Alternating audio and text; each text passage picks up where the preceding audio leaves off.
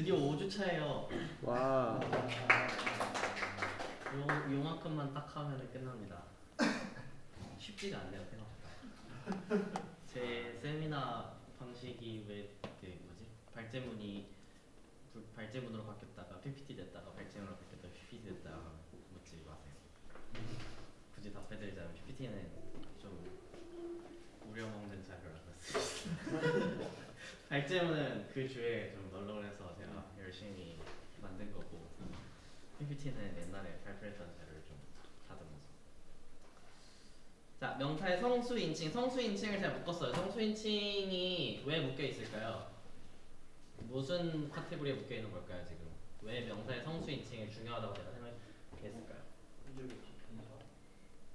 네, 명사의 컨주게이션이 아니죠. 명사의 디클렌션이 아주 중요한 애들이고, 인도유로버 몇 개만 배워봐도 성수인칭 계속 나온다는 거 알 수 있어요. 물론 보통 성수격 얘기를 하는데, 격은 오늘 빼고 성수인칭에 대해서 이야기를 합니다. 그러면은 성이랑 수가 무엇이냐 이렇게 물어보면은 이렇게 정의 내릴 수 있나요? 명사의 수가 무엇인가요? 명사의 수가 무엇인가요?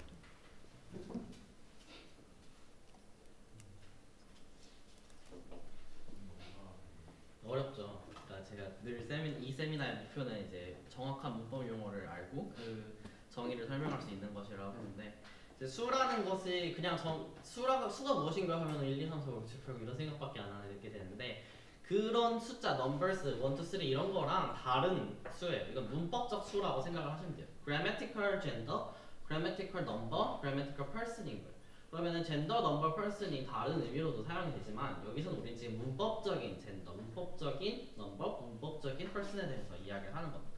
문법적인 넘버가 무엇이냐면 결국 넘버라는 거는 무한하게 있어요. 1, 2, 3, 4, 5, 6, 7, 8 사이에도 있고 유리 수도 있고 무리 수도 있고 실 수도 있고 다 있는데, 문법적인 수라는 것은 문법상에 다르게 표현되는 수가 있기 때문에, 문법상에 한 개인 것과 두 개인 것은 다르게 표현이 되기 때문에, 또는 한 개인 것과 한 개가 아닌 것, 복수개인 것은 다르게 표현되기 때문에 얘네들이 grammatical number라는 이름으로 묶이게 되는 겁니다.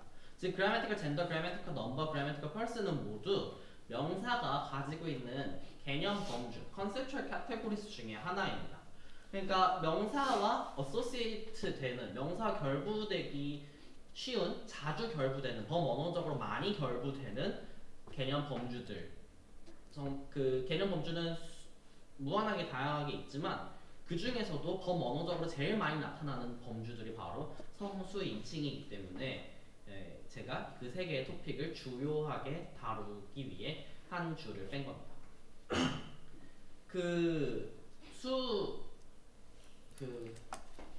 네. 품사 얘기했고요. 명사 얘기를 하기 전에 잠시 지난주에 했던 얘기가 이제 품사를 나눌 수 있다. 언어의 어휘부에 있는 다른 항목들을 명사, 동사, 형용사, 부사 등등으로 나눌 수 있다라는 이야기를 했었죠.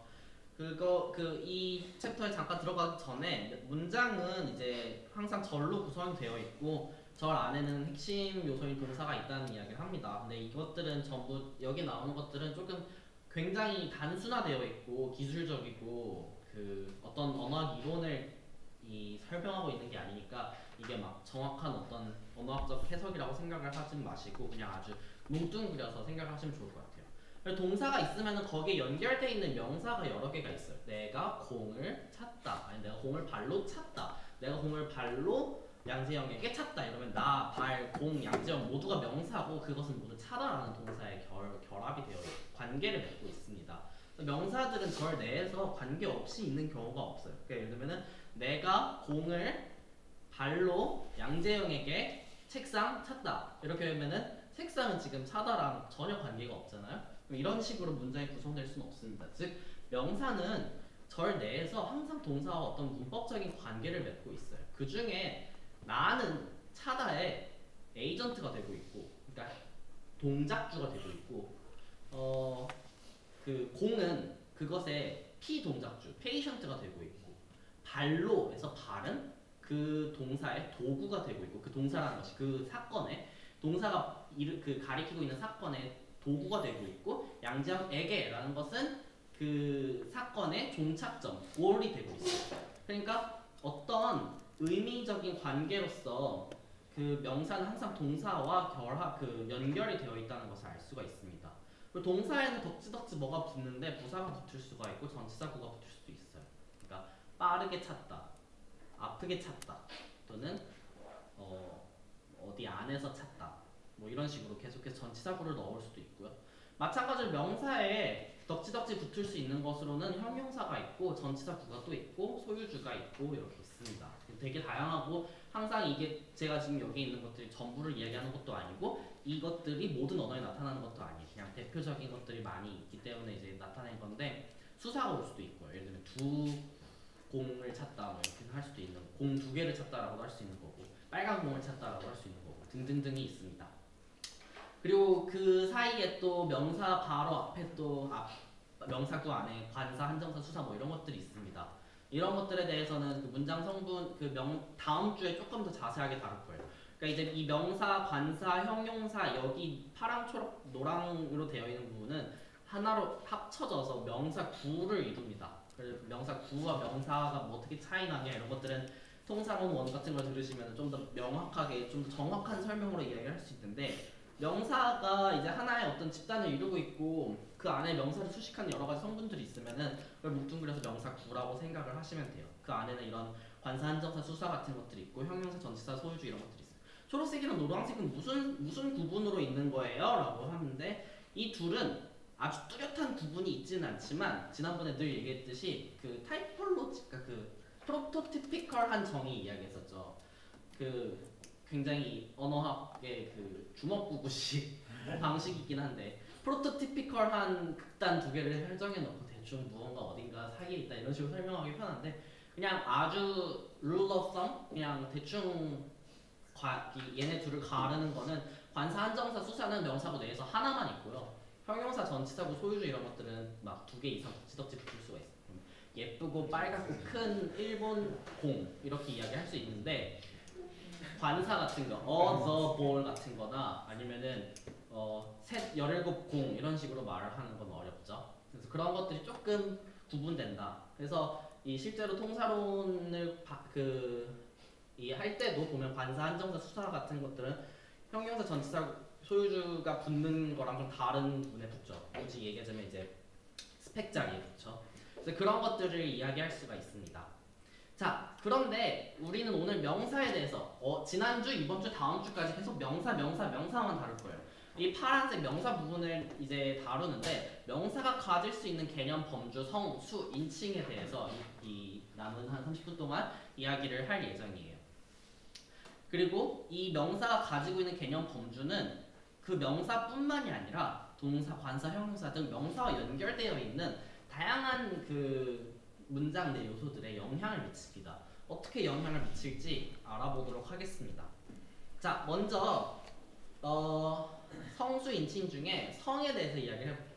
지난번에 문법적 성, 젠더는 결국 나운 클래스의 일종이라고 이야기를 했어요. 그러니까 문법적 성이라는 것은 우리가 인도 유럽어를 보면서 2개 있거나 3개 있거나 엄청 많아봐야 4개 있어서 얘를 여성이다, 남성이다, 중성이다 이런 이야기를 했지만, 그거는 사실 10몇 개가 있는 뭐 그 반투어분에 있는 막 스와힐리 뭐 이런 것들과 별반 그 문법적 지위가 다르지가 않아요. 그러니까 명사를 여러 그 부류로 나눌 수 있다는 점에서 개수만 좀 개수가 적으면 성이라고 하고 보통 많으면 나운 클래스라고 하기 때문에 이런 식으로 그 구분이 생겼지만, 실제로 문법서 작성하는 관점에서는 이 둘은 거의 같은 거라고 보면 됩니다.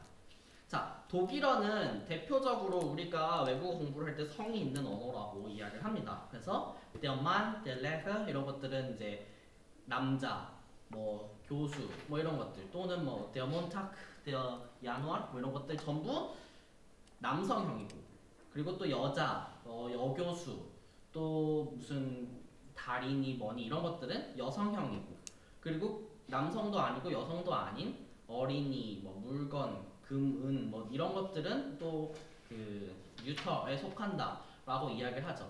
그리고 데어 디 다스가 뭐죠 여기서? 정관사죠. 관사라는 것이 명사 앞에 붙어 있는데 명사가 가지고 있는 성에 따라 관사가 영향을 받는 거 예시라고 생각을 할 수가 있습니다. 자, 독일어도 성이 있고 또 되게 많은 언어들 성이 있는데 독일어에 대해서 조금 더 이야기를 해볼게요. 자, masculine, feminine, neutral 여기 세 줄만 볼게요. 그랬을 때 den, neuen Wagen, the new car잖아요. 이 자동차가 남성형이기 때문에 지금 남성형에 해당하는 정관사가 붙고 남성형에 해당하는 형용사 어미가 붙습니다. 그러니까 지금 이 Wagen은 남성이고 Stadt는 여성이고 Auto는 중성이고 자 이것들이 각자 가지고 있는 명사가 이미 분류가 되어 있고 각자가 가지고 있는 피처 그러니까 그 개념 범주에 하나 성별은 나는 남성이야 난 여성이야 난 중성이야 이게 있는데 그게 바로 붙어있는 관사 그리고 형용사의 형태를 변화시킨다는 것을 알 수가 있습니다. 이런 것이 바로 문법적 성이 존재하고 그것이 명사에 붙어있는 다른 요소들에 영향을 미치는 예시라는 것을 알 수가 있어요. 그러니까 이 독일어는 이 명사에는 이 명사 자체에는 얘가 남성인지 여성인지 표시가 붙어있지가 않습니다.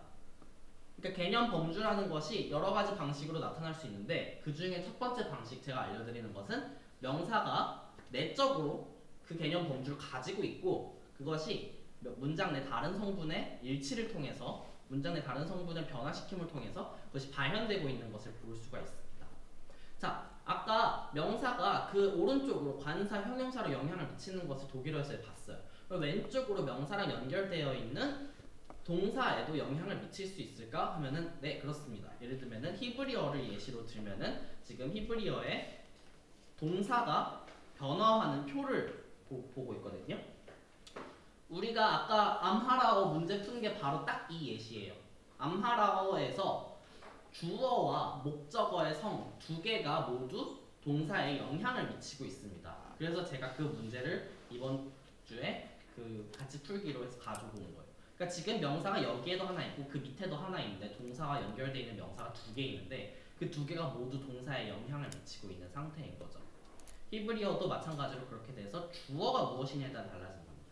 그러니까 모든 언어가 주어, 목적어 모두와 일치하지 않고 어떤 언어들은 주어의 성별만 가져오고 어떤 언어는 목적어, 주어 모두의 성별을 가져오고 어떤 경우에는 주어, 목적어, 도구격까지 다 가져오고 이런 경우도 있습니다. 그러니까 그거는 언어가 다르다는 점을 꼭 알아두시고 자 그러면 성을 여기까지 이야기했으면은 나운 클래스 명사 분류의 예시를 보여드리겠습니다.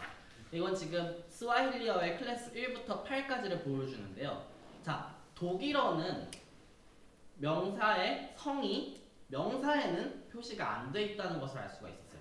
Wagen, Stadt, Auto에는 그 명사의 형태만 봐서는 이게 남성인지 여성인지 또는 중성인지를 확정 지을 수가 없어요. 하지만 스와힐리어는 이건 성과 명사 부류의 차이가 아니에요. 그러니까 같은 건데 둘이 발현되는 방식이 다른 거예요. 스와힐리어에서는 그 명사가 각각 나온 클래스를 가지고 있는데 그것이 이미 다른 애들이랑 일치하기 전부터 명사 자체에도 표시가 되어 있습니다.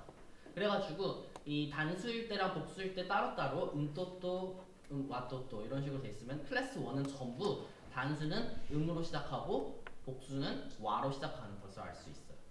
마찬가지로 은디지는 n으로 시작하니까 클래스 5라는 것을 알 수 있고 그래서 이 명사에 동사가 결합을 할 때 그러니까 바나나를 주어로 하는 동사가 오면은 그 동사는 클래스 5에 따라서 형태 변화를 합니다. 근데 독일어는 그러니까 히브리어나 암하라어처럼 그 자체에는 성별 표시가 없지만 동사에는 영향을 미치는 것과 달리 스와힐리어는 자기 자체에도 표시가 돼 있고 또 이 동사에도 표시가 되는 것을 알 수가 있어요. 그 예시가 여기 있습니다. 그러니까 지금 첫 번째 단어는 주어인 명사고요. 두 번째 단어는 동사입니다. 그랬을 때 이 키로 시작하는 이 부류가 왔으니까 여기도 동사도 키로 시작하는 것이 와라. 근데 물론 이 둘이 꼭 같은 형태소일 필요는 없어요. 예를 들면 추로 시작하는 이 ch로 시작하는 명사 부류에 여기에도 키가 일치가 하는 경우도 있습니다. 이것이 어떻게 연결되는지는 조금 자의적이지만 이런 식으로 형태 변화, 그러니까 명사가 가지는 명사 부류에 따라 동사가 영향을 미친다는 것을 알 수가 있어요. 자, 그러면 이 클래스 1, 2, 3, 4, 5, 6, 7, 8이 있는데 얘네들은 무슨 기준으로 엮여져 있느냐? 일단 기본적으로 또 프로토타입이 나오는데 각 클래스마다 어떤 프로토타입의 의미가 있는 경우가 있어요. 뭐 이거는 살아있는 거, 움직이는 거, 이거는 그냥 도구, 뭐는 뭐 외래어, 뭐 이런 식으로 몇 가지가 있는데 늘 그렇듯이 항상 그것이 맞진 않고 예외가 있는 경우도 있고 마치 우리가 로망서들 막 배우는데 프랑스어, 이탈리아, 스페인어가 막 포크, 나이프 이런 게 서로 어디서는 남성이고 어디서는 여성이고 어디서는 중성이고 이런 것이랑 마찬가지로 굉장히 자의적일 때가 있습니다. 대신 스와힐리어에서는 그 형태는 확실히 이 고정이 되어 있다는 것을 볼 수가 있고요. 물론 여기도 예외도 있긴 하지만 신바가 사자군요. 놀랍네. 오늘 알았어요. 그 신바가 지금 클래스 5에 속해 있지만 N으로 시작하지가 않아요. 진짜 놀랍네. 스와힐리어 같은 거는 막 새로운 차용어 들어올 때 어디로 사람들이 분류하느냐 같은 거 보면 되잖아요. 아, 네. 그렇다고 들었는데 왜 저기다 넣는 건지 생각해보면서. 근데 아마 디폴트 클래스가 하나 있긴 있을걸요? 다섯 번째 부류라고 나와있는 N 부류가 디폴트. 90% 정도 다시 나오는 저기로. 근데 아닌 건 몇 개는 또 막 딴 데로 가고 그런다고. 근데 그건 보면 또 막 인지 단계에서 그렇게 나뉜다라는 생각도 들지만 사실 사회적인 것도 크지 않아요. 누가 한 명이 정하면 그냥 그대로 막 따라가는 것도 많이 있는 것 같아요. 그리고 여기서 말했듯이 형태가 있으니까 어떤 거는 형태가 기존에 존재하는 그런 마커랑 비슷하게 생겼으면은 그렇게 되는 경우도 있고. 그럴 수도 있겠네요. 예를 들면은 여긴 없겠다. 근데 어떤 거는 그냥 외래어 형태 자체가 여기랑 비슷해서 막 들어가고 이럴 수 있을 것 같아요. 네, 그것이 바로 스와힐리어의 명사 분류가 작동하는 방식입니다. 사실 명사 분류는 굉장히 독특한 개념일 수도 있지만 아닐 수도 있어요. 한국어에도 왜냐면 명사 분류라는 게 존재하거든요. 다만 한국어의 명사 분류는 딱 한 군데에만 영향을 미쳐요. 형용사도 아니고 동사도 아니고 분류사라고 하는 이 한 개, 두 권, 세 장, 네 대, 5마리, 6명. 근데 이거 제가 복사해서 넣은 사진이긴 한데 너무 구리네요. 그림체도 다 다르고. 만든 게 아니었어? 그냥 한국 분류사 검색해가지고 가운데 정도를 다 안 맞고. 아무튼 근데 뭐 이런 게 있다고 합니다. 그러니까 우리는 머릿속에 각자가 명사들이 범주화돼서 이미 존재하는 거죠. 다만 그것이 발현을 굉장히 조금 하는 걸 뿐. 예를 들면은 원통형으로 긴 거 같은 걸 보통 자루 이러잖아요. 이렇게 생긴 연필도 자루라고 하고 마대도 자루라고 하고. 그래서 그런 모양의 새로운 물건을 발견했어도 이것도 자루로 센다 이런 식으로 생각을 할 수가 있듯이요. 개라는 어떤 디폴트 그룹이 존재하기도 하지만 마찬가지로 중국어에도 있습니다. 굉장히 많대요. 베트남어에도 있습니다. 많대요. 자, 한국어는 무슨 어족이죠? 우랄 알타이 어족은 아니고요. 한국어는 권재일 교수님이 열심히 이제 은퇴하셨구나 강조했듯이 그 어족 관계가 불분명한 어족이고, 중국어는 무슨 어족이죠? 중국 어족 이러면 안 됩니다. 네, 중국 티베트 어족입니다. 그래서 중국어와 티베트어가 그리고 기타 몇몇 언어들이 섞여 있는 중국 티베트 어족이고, 중국 티베트 어족에 중국 어파가 따로 있어요. 우리가 생각하는 중국어, 광동어, 중국어의 기타 모든 사투리들이 다 중국 어파, 시니틱에 속한다고 보면 되고, 지금 중국 티베트 어족에도 있고, 베트남어는 무슨 어족이죠? 베트남어 이러면 진짜 베트남어가 어디에 있나요? 또 베트남 이러겠지. 베트남이 어디에 있나요? 동남아. 제가 지도를 보면서 계속 얘기해요. 동남아에 어족 2개 큰 거 있다고 했어요. 뭐랑 뭐였죠? 뭔가요? 동남아에 있는 어족. 동남아시아 어족. 아이씨. 오스트로아시아 속에 오스트로네시아랑 오스트로아시아가 있다고 했어요. 남도랑 남아. 이게 오스트로아시아는 아시아의 남쪽이 오스트로가 남쪽이어서 오스트로아시아랑 오스트로네시아가 있는데 네시아는 인도네시아 말 같이 그 섬을 이야기해요. 폴리네시아, 멜라네시아, 인도네시아. 이 오스트로네시아는 섬들을 생각하시면 되고 오스트로아시아는 남아시아를 생각하시면 됩니다. 베트남은 그 중에서 오스트로아시아 쪽에 속합니다. 그 지금 붙어 있는 그러니까 서로 다른 어족 세 개의 예시를 들었는데 사실은 얘네들은 전부 지역적인 이유로 닮아진 거라고 하기에 조금 더 맞겠죠. 사실 한국어나 베트남어에 실제로 옛날부터 명사 부류가 있으니까 이 좀 그 분류사가 있었는지 없었는지 잘 모르겠습니다.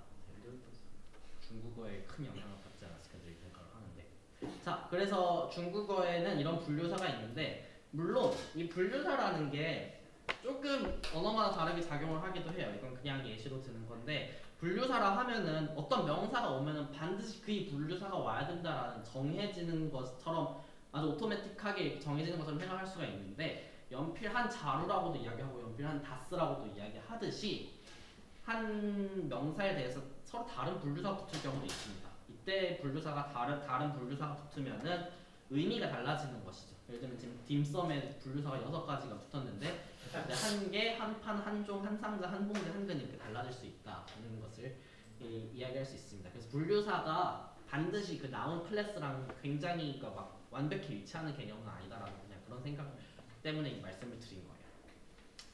자, 그 수량사라고도 한국어에서는 수량사라고 많이 이야기하고요. 베트남어에서 종별사라고 이야기하고요. 한국에서 단위명사라고도 이야기하는데 아무튼 이런 점 같은 용어라는 것을 아시면 좋겠습니다. 그리고 분류사, 수사 그리고 그것이 수식하는 명사가 있는데 걔네들의 순서는 언어마다 또 달라요. 지금 그 중국어 같은 경우에는 1개 케이크 이런 식으로 이야기를 하지만 한국어에서는 케이크 한 개 이런 식으로 이야기를 하죠. 순서가 다를 때도 있습니다. 그런 건 통사론적인 거. 자 여기까지가 성과 명사 분류의 이야기였어요. 짧게 이야기를 했고 자 그러면 성 끝났으면 이제 어디로 들어가야 되죠? 수입니다. 자 수는 수 또한 명사가 굉장히 티피컬하게 자주 연관되는 그 개념 범주입니다. 예를 들면 영어는 단수와 복수가 분명하게 나뉘는 언어고요. 그래서 항상 그 아까 지금 독일어랑 스와힐리어가 성이 발현되는 방식이 다르다 그랬죠. 독일어는 명사의 성이 바로 보이나요? 대신 명사 결합되어 있는 다른 관사, 형용사, 동사 이런 것들이 바뀌죠. 스와힐리어는 명사 자체도 바뀌었죠. 수는 지금 영어에서 수는 둘 중에 어느 거랑 더 비슷한가요? 네, 그러니까 명사 자체에도 그 형태로서 그 이제 이 표지를 붙이는 것을 알 수가 있어요. 복수형 표지 s가 있고요. 이것이 반드시 모든 단어에서 s로 붙지는 않습니다. 그러니까 복수라는 개념 범주가 존재한다는 것과 복수라는 표지가 있는 것은 그러니까 복수라는 단일한 형태소 표지가 있는 건 다른 개념인 거죠. 하나의 개념 범주를 표시하기 위해 서로 다른 전략이 사용될 수도 있고 그래서 형태소가 여러 이 형태를 가질 수 있는 겁니다. 영어에는 수가 있어요.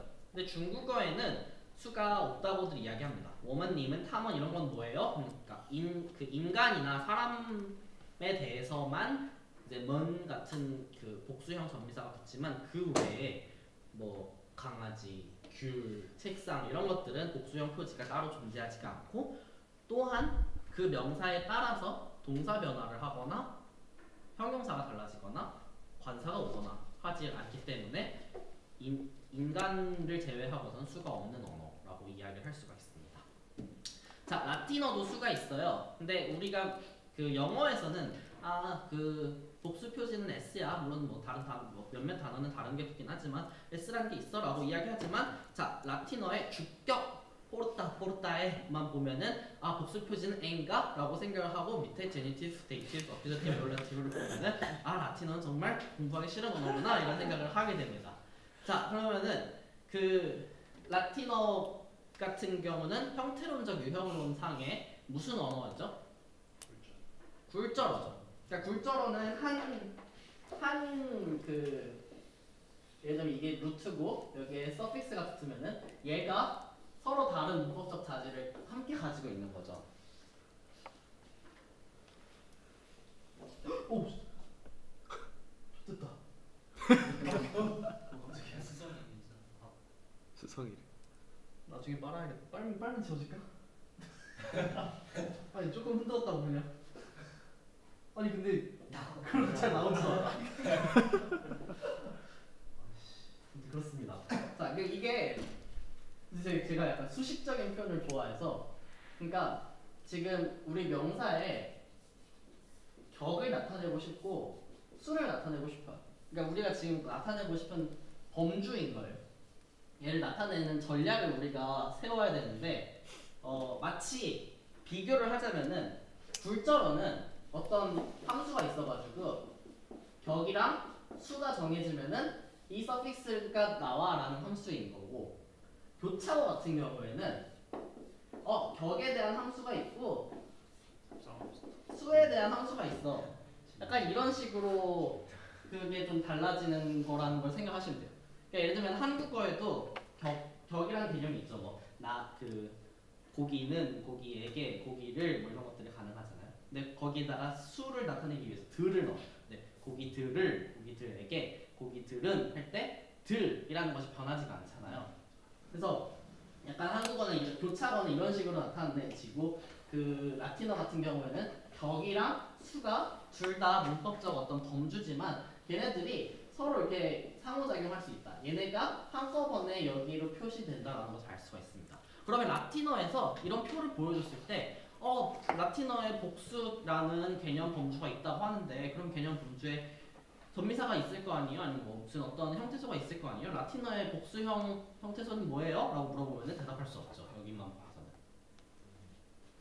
그런 걸 생각할 수 있습니다. 물론 막 뭐 역사적으로 따지고 들어가면 있을 수도 있는데 일단 이 라틴어에서는 없죠. 아무튼 이런 식으로 수라는 개념이 어떤 문법 범주가 다른 문법 범주와 이렇게 섞여서 발현될 수도 있다는 것을 아셨으면 좋겠습니다. 자, 단수 복수는 아주 단순한 개념이에요. 단수 복수 하나거나 많다. 자, 근데 그렇지 않은 언어들이 있습니다. 단수, 쌍수, 복수로 나뉘어져 있는 아랍어 같은 것들이 있어요. 자, plural, dual, singular인데 순서가 오른쪽부터 돼 있죠. 이제 singular, dual, plural 이렇게 돼 있고 위에는 male, 밑에는 female 뭐 이렇게 돼 있는데 제가 읽을 수가 없으니 아무튼 형태 변화가 다 된다는 점을, 그러니까 계란이 한 개일 때랑 두 개일 때랑 계란이 세 개 이상일 때는 다르다는 거죠. 그러면은 이제 아랍어에서 단순화해서 이야기하는 거예요. 꼭 그렇진 않아요. 계란에다 플러럴 붙였어요. 그럼 이거는 세 개 이상이다라는 어떤 함의를 가지고 있는 거죠. 마이다니. 응? 마이다니. 마이다니? 마이다니. 그게 뭔데? 계란 2개. 계란 두 개? 세 개는? 마이 부이. 살라사 부유드. 그냥 플러럴만 하면 부유드. 완전 다르네. 넌 컨캔터네티브 모놀로지라는 게 참. 자, 그 외에도 마나모는 단수, 쌍수, 삼수, 복수 이런 식으로 되어 있어요. 그러니까 이 언어에서 플러럴을 쓰면은 이게 몇 개다라는 것을 함의하고 있는 거죠. 4개 이상. 보통 이제 단수, 쌍수, 삼수가 확 되어 있는 경우는 플러럴은 이렇게 막 많은 경우 이런 식으로 나타내는데, 네, 이게 지금 인칭 대명사표예요. 우리 인칭 얘기 지난주에 잠깐 했는데 first inclusive와 exclusive plural이 있다고 했는데 inclusive plural이 뭐였죠? 네, 우리인데 당신까지 포함해서, 너까지 포함해서 우리 밥 먹으러 가자 할 때는 끼따로, 끼따또, 끼따를 쓰고, 너 빼고 우리 밥 먹을 거야 라고 이야기할 때는 깨로, 깨또, 깨까를 쓴다는 것을 알 수가 있어요. 그러니까 자, 제가 남승호에게 이예림님이랑 저랑 그리고 주현석이랑 이렇게 셋이서 밥을 먹으러 갈 거라고 남승호에게 통보를 해요. 그럼 이 표에서 뭘 쓸까요? exclusive trial, get도를 쓰겠죠. 이런 식으로 표를 읽을 수 있다는 것을 알려드리는 바입니다. 자, 단수 복수 있고, 수 없는 언어도 있고, 단수 복수 있고, 단수 쌍수 복수도 있고, 단수 쌍수 삼수 복수도 있다. 그럼 이제 더 없겠지? 라고 생각을 했는데, 자, 유표적 단수라는 것이 있습니다. 유표적 단수라는 것은 플러럴, 그러니까 싱귤러에다가 뭘 붙여가지고 플러럴을 만드는 게 아니라 플러럴의 기본형으로 있고 거기다 뭘 붙여서 싱귤러티브라는 것을 만드는 게 유표적 단수예요. 표준 아랍어 예시도 있는데 그거보다도 여기 보시면은 데사노, 투카노한 언어, 콜롬비아에서 사용되고 있는 언어 보시면은 여기에 있는 왼쪽에 있는 복수형에 대한 단어가 훨씬 더 짧고 그 위에 전미사를 붙여가지고 단수.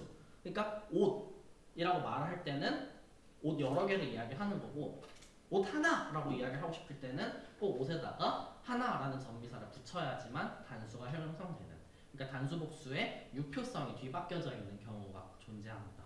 그 외에도 쌍수, 삼수 외에도 포칼이라고 하면은 싱귤러과 플러럴 사이 2개에서 한 5개 사이 정도를 이야기하는 포칼이라는 언어가 있어요. 그럼 이럴 때는 단수, 소수, 복수 세 가지로 대립하는 3중 대립하는 경우가 있습니다. 또는 분산 복수. 자, 이건 distributive plural인데 그냥 플러럴과 다른 거예요. 아까도 얘기했지. 예를 들면은 제가 남승모에게 나랑 이혜림이랑 주현석이 밥을 먹으러 갈 거야라고 이야기를 하는데 그냥 플러럴을 쓰게 되면은 우리 셋이 가가지고 학생 식당에서 밥을 먹는 거고. 디스트리뷰티브 플로럴 이야기하는 거는 나는 자연식당 가고 저기는 이민 그 뭐지 사회대 식당 가고 저기는 사범대 식당 가고 이게 디스트리뷰티브 플로럴이라고 생각을 하시면 돼요. 명사의 일부에만 수범주가 존재할 수 있어요. 아까 중국어 예시를 들었는데 중국어는 pronouns 그리고 human nouns에만 man이라는 전미사가 붙습니다.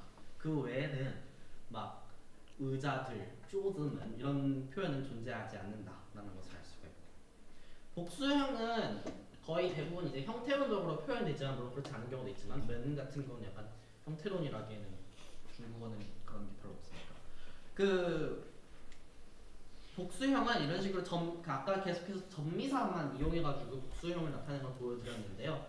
이런 식으로 그 필리핀이나 그쪽 남도어족, 오스트로네시아 어족에서는 그 리듀플리케이션을 사용하는 경우가 많아요. 아예 토탈 리듀플리케이션으로 예를 들면 따구가 있으면 따구 이런 식으로 말하는 경우가 있고 첫 음절만 해서 따따구 뭐 이런 식으로 해가지고 리듀플리케이션을 복수형 표지에 자주 사용하는 경우가 많습니다. 그러니까 복수형이라는 것은 하나의 개념 범주고 S 전미사를 붙이는 것과 리듀플리케이션 중복하는 중첩하는 것은 하나의 전략들이죠. 그럼 무슨 전략을 선택하는지 언어마다 다를 수 있다고 했고요. 또는 밑에를 보시면은 그 영어에도 person, people 같은 것들이 있잖아요. 그러니까 복수형을 하는데 이건 딱히 전미사가 붙어서 되는 게 아니라 아예 어휘적인 전략을 취하는 경우죠. 렉시컬한 전략을 취하게 되는데 그때 보통 이제 모든 게 어휘적인 전략을 취하는 애면은 이건 그냥 어휘적인 전략을 취한다 이러지만 거의 다 한 8, 90%는 형태론적 전략을 취하는데 한두 단어만 막 대여섯 단어만 어휘적인 전략을 취한다. 그럼 걔네들은 보통 suppletion이라는 용어를 씁니다. 보충. 그러면은 person에 대해서는 person 쓰라는 용어도 물론 있지만 people이라는 보충이 존재한다 이런 식으로 이야기를 하는 거예요.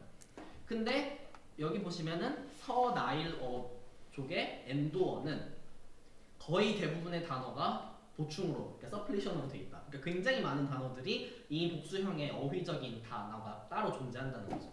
양, 뭐 달, 뭐 이런 것들이 전부 그 복수형 단어가 따로 존재한다는 것을 이야기하고 물론 그렇지만 형태론적인 복수형도 존재할 수 있다. 이런 점들을 이야기를 합니다. 그리고 마지막으로 복수 비슷한 것들 뭐 이런 것들이 있어요.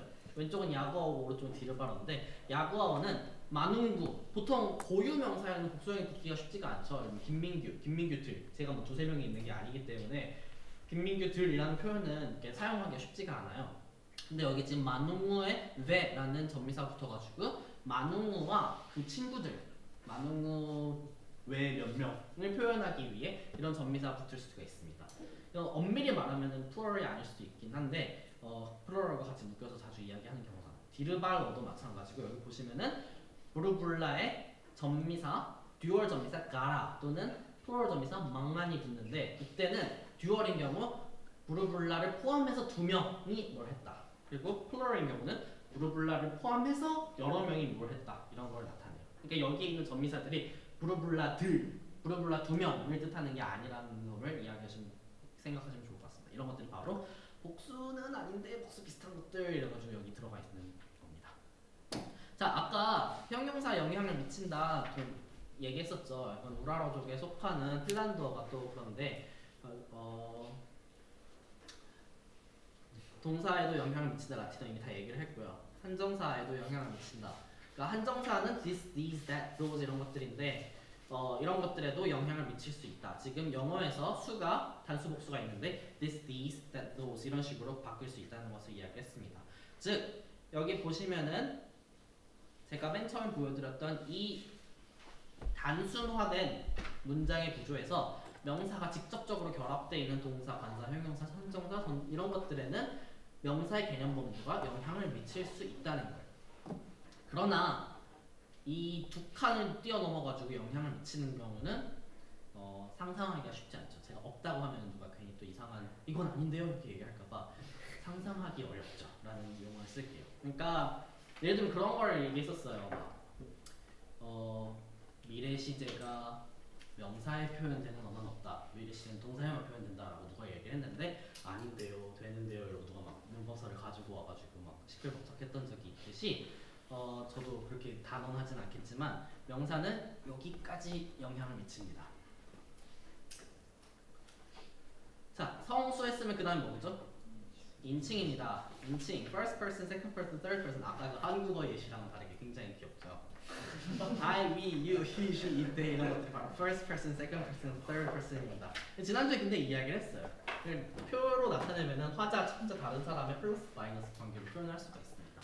근데 이게 조금 늘어나가지고 우리라는 개념은 예를 들면 inclusive, exclusive, first, plural이 나타낼 수도 있고 마찬가지로 너희 또 듣는 사람들 여러 명을 이야기할 수도 있고 듣는 사람과 3인칭을 안 듣는 사람을 이야기할 수도 있고 이런 것들이 나뉠 수가 있어요. 근데 이런 표를 뭐 굳이 제가 지금 다 설명하는 것보다는 그냥 만약에 그런 언어를 맞닥뜨렸을 때 열심히 이해하는 게 좋습니다. 그래서 마오리어의 복잡한 인칭 대명사 체계에 대해서 이야기를 했죠. 그래서 예를 들면은 아까 제가 내가 이예림 씨랑 주현석 씨랑 밥을 먹으러 갈 거야 라고 남승호에게 통보하는 경우 여기에 있는 11개의 인칭 대명사 중에 무엇을 써야 될까요? 마토. 네, 맞습니다. 이런 거를 얘네들은 머릿속에 생각하고 산대요. 이게 개념 범주인 겁니다. 자, 인칭도 명사의 개념 범주이기 때문에 명사와 붙어있는 요소들을 변화시킬 수 있습니다. 스페인어의 대표적인 예시를 들 수 있고요. 코레르가 무슨 단어입니까? 달리다 라는 동사인데 이게 내가 달리는지 너가 달리는지 그가 달리는지에 따라서 한번 발음해 보시죠. 여기 현재형 한번 쭉 해보세요. 네. 이것이 바로 1인칭, 2인칭, 3인칭, 1인칭 복수, 2인칭 복수, 3인칭 복수에 따라서 어떻게 달라지는지를 이야기를 하고 있습니다. 그래서 그런 것이 바로 일치의 개념이라는 것을 알아주셨으면 좋겠습니다. 자, 일치라는 것이 지난번에는 동사의 일치만 이야기했는데 일치라는 것은 항상 명사 때문에 동사가 일어나는 것만 일치를 하는 게 아니라 일치라는 것을 좀 더 포괄적으로 이야기를 하자면은 문장 내 한 성분이 가지고 있는 개념 범주가 문장 내 다른 성분의 형태 변화를 일으키는 것을 일치라고 생각을 하시면 됩니다.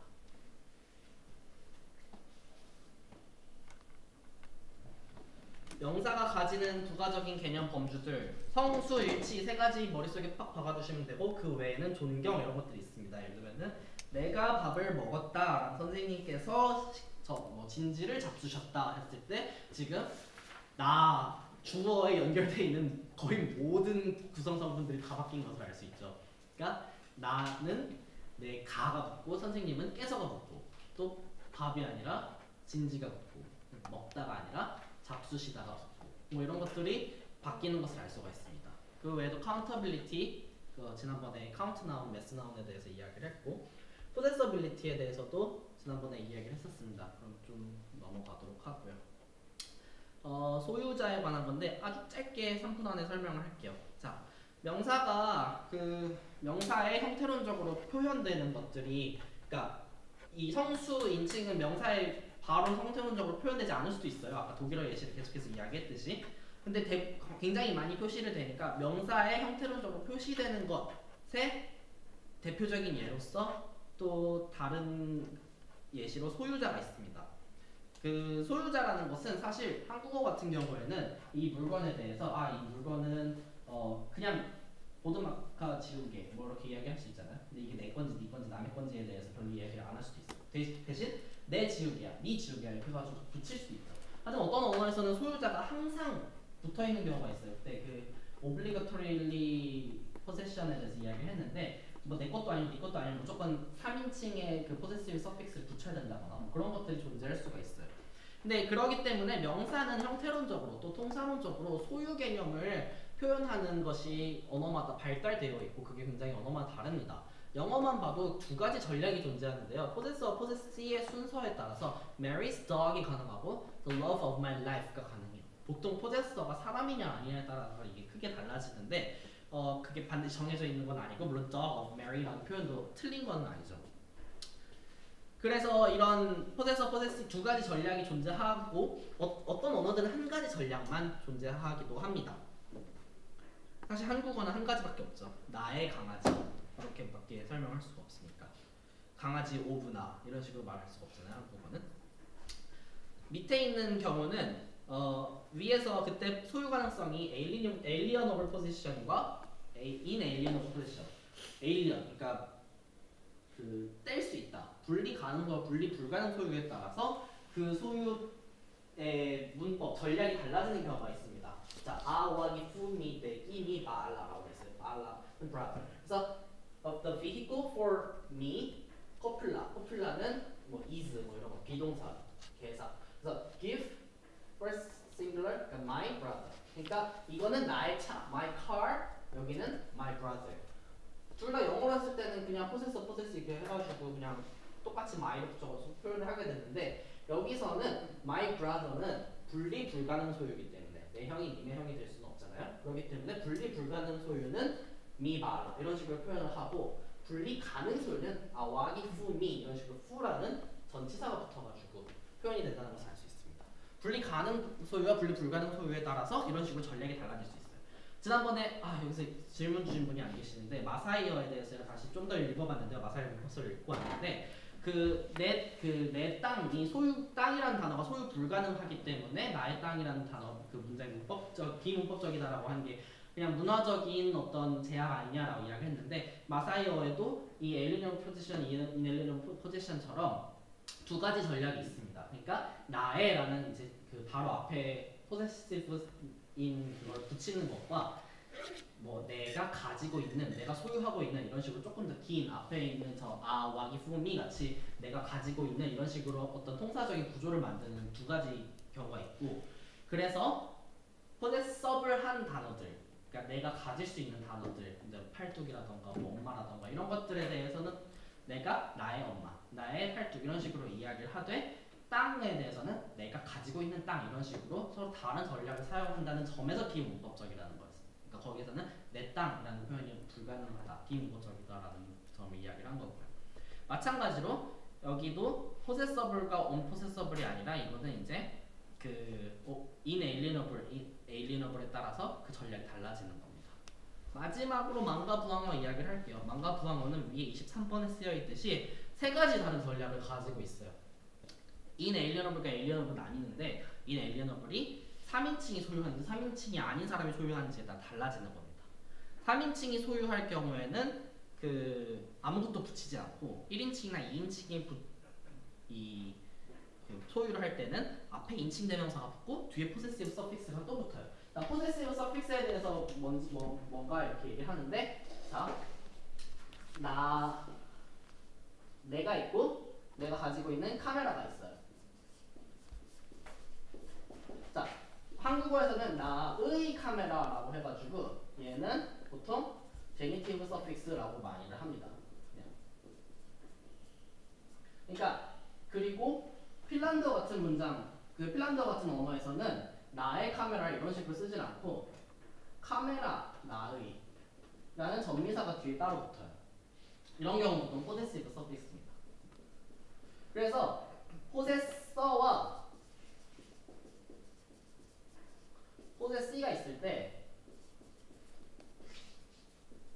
이렇게 가진 사람과 피소유주가 이렇게 있을 때 여기에 무언가가 붙는 경우가 있고 여기에 무언가가 붙는 경우가 있고 둘 다 붙는 경우가 있어요. 또는 둘 다 안 붙는 언어들도 꽤 많이 있습니다. 예를 들면 중국어 같은 경우에는 뭐 나의 의자 할 때는 我的桌子라는 것이 일반적인 형태지만 그 친족어 我妈妈我爸爸할 때는 더를 꼭 없애요. 뭐 더도 쓸 수 있지만 저는 좀 잘 안 써요. 그러니까 그런 식으로 아예 안 붙이는 경우도 존재합니다. 그러니까 이쪽에 붙을 수도 있고 이쪽에 붙을 수도 있고 둘 다 안 붙을 수도 있고 둘 다 붙을 수도 있고 이 순서가 언어마다 다를 수도 있다. 이 세 가지를 꼭 알아두시고 여기 A번의 전략은 앞에 포제서가 있는 상태에서 포제시 서픽스가 또 붙는 전략인 거고 밑에 C번은 에일리언 포제션인데 포제서와 포제서의 전미사 때가 붙고 포제시에는 아무것도 안 붙는 게 전략인 겁니다. 그러니까 이 전략들이 언어마다 다 다른데 한 언어에 세 가지 전략을 모두 가질 수가 있어요.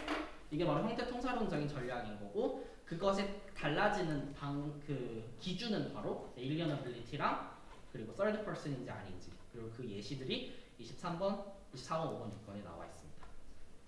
여기까지가 이건 나중에 하고 여기까지가 명사 가지는 성수인칭이었습니다. 오늘